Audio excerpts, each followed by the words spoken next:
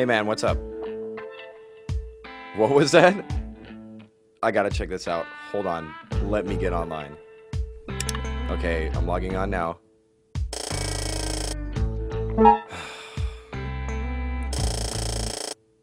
What the heck? Let me try YouTube. Mom, what did you do with the internet? It's not working. Come on, work. Come on.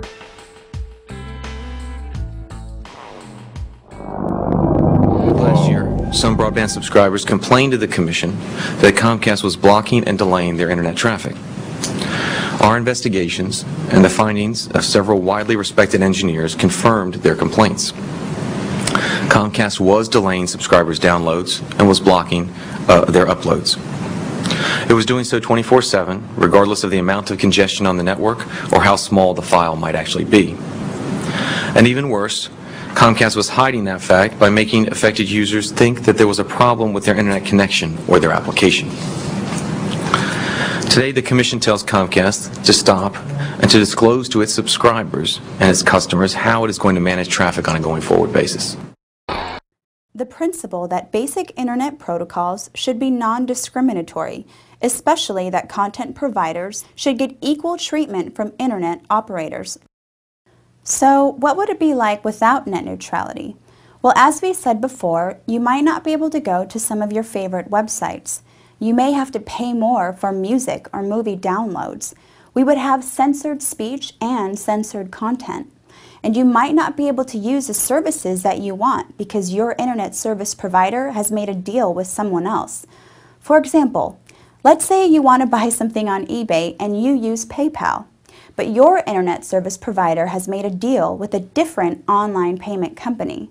That means you won't be able to use PayPal, or if you want to use PayPal, you're going to have to pay an extra service charge.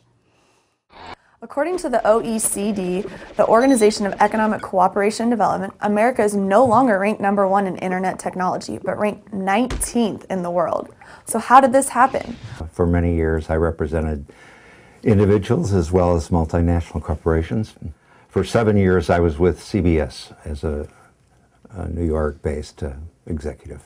No invention ever, not the telephone, the fax machine, citizens band radio, took off quite like the internet. In fact, the world could be wired within a decade. I mean, think about that. It's growing at such a rate that 6 billion people will have access to the internet, probably by the cell phone, within a matter of years. Well, the founder of the World Wide Web, Tim Berners-Lee, has said we're only 5% into a whole revolution. 3 billion people on the planet Earth now live more productively, get information instantly. It has changed people's perception of themselves and the world in which they live. It's given them more power. Information is power. So by giving more people information, we've made them better citizens because they're more informed. Most governments do not like this. This is very upsetting because people now have information. You have to realize that the concept of the nation state, the idea that there be elections and so on, is really only a couple hundred years old.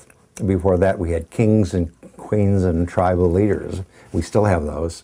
And some people think that we're heading back that direction. Dynasties, and tribal leaders fed by multinational contributions that are stealing the internet away from the people again.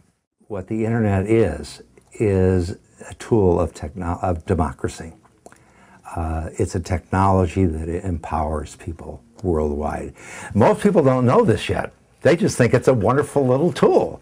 But it is such a marvelous tool because it has freed people. A lot of governments, Pakistan banned the use of the internet during the rough patch. Afghanistan, no internet. Burma, these are all recent episodes of governments who have banned the internet, banned all communications, because communication systems, and the internet in particular, informs people. And if you're going to take over a government or control matters, you don't want an informed public, do you? Well, all of the so-called net neutrality bills have not made it out of the Congress. And there are a lot of reasons for that. What are the pros and cons of making net neutrality law? Well, there's only pros right now. Unfortunately, there is not yet a constituency to tell Congress that we need this law. We need to keep the internet open and free. It's crazy today that we're competing on facilities, on infrastructure, when we should just compete on services. The infrastructure needs to be built. And whether it's the government, the federal government, or local governments, or state governments that do it, isn't important. It needs to get done, and it needs to get done immediately, so that we can offer very cheap service to everyone, to every man, woman, and child, to rich and poor alike, to rural and urban. Everybody needs to have broadband internet, and it should be done for pennies. There are many countries in the world that are offering the internet at $5 a month or $10 a month at 13 times faster speeds than they can get it here in this country. We are 19th in the world.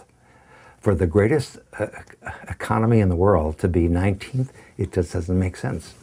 YouTube, all the other social networking sites are allowing people to create interest groups. They're doing it mostly for entertainment and leisure, but they need to ask themselves some fundamental questions about why they're here, what it means to be human.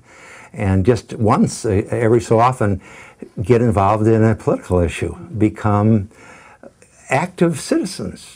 If they don't, then capitalism will run roughshod over them.